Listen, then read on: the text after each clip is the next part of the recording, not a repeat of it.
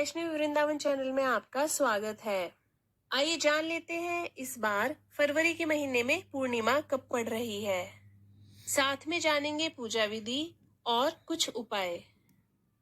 दोस्तों, इस बार पूर्णिमा तिथि की शुरुआत 23 फरवरी की शाम 3:36 पर होगी। वहीं पूर्णिमा तिथि की समाप्ति 24 फरवरी की शाम 6:03 पर होगी। उदया तिथि के अनुसार पूर्णिमा का व्रत 24 फरवरी को रखा जाएगा। आइए जान लेते हैं माघ पूर्णिमा का शुभ मुहूर्त।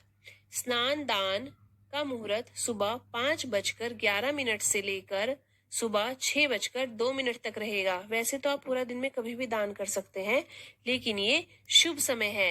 इसके बाद सत्यनारायण पूजा सुबह 8:18 से सुबह 9:43 तक का शुभ योग है। चांद निकलने का समय बताया जा रहा है शाम को 6:12 पर। माँ लक्ष्मी जी की पूजा का समय है सुबह 12:09 से लेकर रात 12:59 तक। तो आप सत्यनारायण जी की पूजा कथा किसी भी वक्त शाम को कर सकते हैं। आइए जान लेते हैं पूजा विधि कि दोस्तों इस दिन आपको क्या करना है। इस दिन आप सुबह जल्दी उठें, स्नान कर लें और इस दिन किसी भी पवित्र नदी में स्नान करने का बहुत ही ज्यादा महत्व माना जाता है। लेकिन अगर आप किसी पवित्र नदी में नहीं जा सकते हैं तो आपके घर में जो जल है आप उसी जल में गंगा जल डाल लें और जितनी भी पवित्र नदियां हैं उन सब का ध्यान करें और उसमें स्नान कर लें। नहाने के बाद आपके घर के मंदिर में आप दीपक जलाएं। अगर संभव हो तो इस दिन व्रत रखें। सभी देवी देवताओं का गंगा जल से अभिषेक करें। पूर्णिमा के दिन भगवान विष्णु और माता लक्ष्मी की पूजा की जाती है। भगवान विष्णु को भोग लगाएं। भगवान विष्णु के भोग में तुलसी को जरूर शामिल करें। अगर आप भगवान विष्णु के भोग में तुलसी को शामिल नहीं करते हैं तो शास्त्रों के अनुसार भगवान विष्णु उस भोग को स्वीकार नहीं करते हैं। तो आपको इस बात का विशेष रूप से ध्यान रखना है। भगवान को सिर्फ सात्विक चीजों का भोग लगाएं। फ्रेंड्स, मैं एक बात और बता दूं आपको, यहाँ पर माता लक्ष्मी को खीर का भोग बहुत ज्यादा पसंद है, तो इस दिन आप खीर जरूर बनाएं। और खीर का संबंध चंद्र ग्रह से भी है, तो खीर जरूर बनाएं और माता लक्ष्मी भगवान विष्णु को खीर का भोग जरूर लगाएं। एक चीज का और ध्यान रखें, आप जब भी कोई पूजा की शुरुआत करते हैं, मतलब कोई भी पूजा आप करने बैठते हैं, तो सबसे पहले आपको भगवान सूर्य को जल देने के बाद सबसे पहले आपको गणपति जी का ध्यान रखना है। तो सबसे पहले आपको गणपति जी की पूजा करनी है, उसके बाद आपको लक्ष्मी नारायण जी की पूजा करनी है। बाद में आप भगवान विष्णु और माता लक्ष्मी की आरती करें। इस दिन भगवान विष्णु और माता लक्ष्मी का अधिक से अधिक ध्यान करें। पूर्णिमा पर चंद्रमा की पूजा का भी विशेष महत्व होता है। चंद्रोदय के बाद चंद्रमा की पूजा अवश्य करें। देखिए दोस्तों, जब चंद्रमा उदय हो जाता है तो उसके बाद आपको चंद्रमा की पूजा जरूर करनी चाहिए। इसमें आपकी कुंडली में जो भी आपका चंद्र ग्रह है उसके दोषों से आपको मुक्ति मिलती है। और अगर आपने पूर्णिमा के दिन भगवान सत्यनारायण का व्रत रखा हुआ है तो उसकी पूजा विधि अलग तरीके से है। उसकी पूजा विधि मैं आपको दूसरी वीडियो में बताऊंगी। आइए जान लेते हैं पूर्णिमा के दिन कौन से उपाय करने चाहिए। दोस्तों, अगर आप भी चाहते हैं अपनी लाइफ में धन कमाना तो इस दिन आप चंद्रमा को रात में लोटे में दूध और जल लें, उसमें थोड़ी शक्कर डाल लें और सफेद फूल से अर्घ्य दें। ऐसा आपको जरूर करना है, इससे आपकी कुंडली में चंद्रमा स्ट्रांग होता है। साथ में आपको सफेद चीजों का दान करना है, जैसे चीनी है, आटा है, दूध है।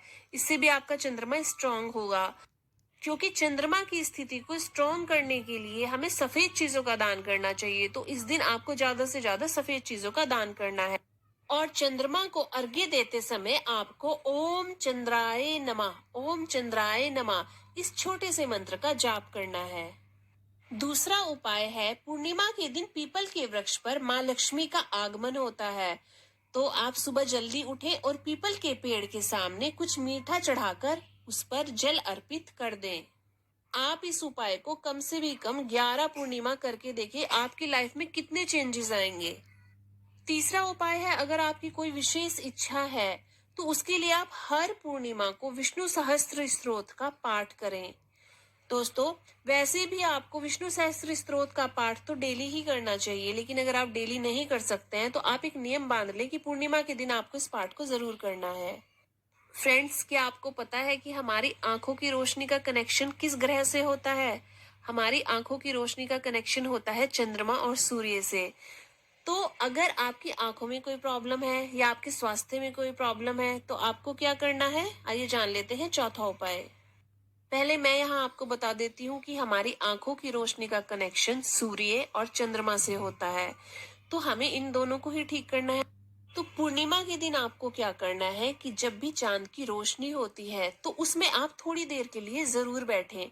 इससे ना आपके मन को भी शांति मिलेगी और आपके स्वास्थ्य के लिए भी ये बहुत ही अच्छा रहेगा। साथ ही साथ आपको चंद्रमा को देखना है, इससे आपकी आंखों को ठंडक मिलती है और साथ में रोशनी भी बढ़ती है। और मन ही मन आपको ओम चंद्राय नमः मंत्र का जाप करना है। दोस्तों, आइए जान लेते हैं इस दिन आपको क्या नहीं करना है। इस दिन आपको प्याज लहसुन का सेवन नहीं करना है, नॉनवेज नहीं खाना है, कोई भी तामसिक वस्तुओं का सेवन आपको नहीं करना है।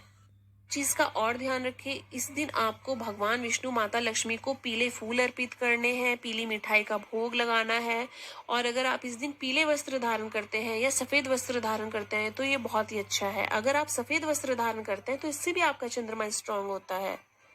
आप ये सारे उपाय कीजिए और अपने चंद्रमा को स्ट्रांग कीजिए। सत्यनारायण भगवान माता लक्ष्मी की पूजा कीजिए, इससे आप पर धन की कृपा भी बनी रहेगी और आपका चंद्रमा स्ट्रांग होगा। और साथ ही साथ आपकी अगर मदर को कोई भी हेल्थ इश्यू चल रहे हैं या आपकी मदर से आपका मन मुटाव रहता है, आपकी उनसे नहीं बनती है, तो भी चंद्रमा अगर आपका स्ट्रांग होगा तो इन चीजों में आपको वो लाभ देता है। दोस्तों, अगर आपको वीडियो अच्छी लगी तो वीडियो को लाइक कीजिए, चैनल को सब्सक्राइब कीजिए और कमेंट बॉक्स में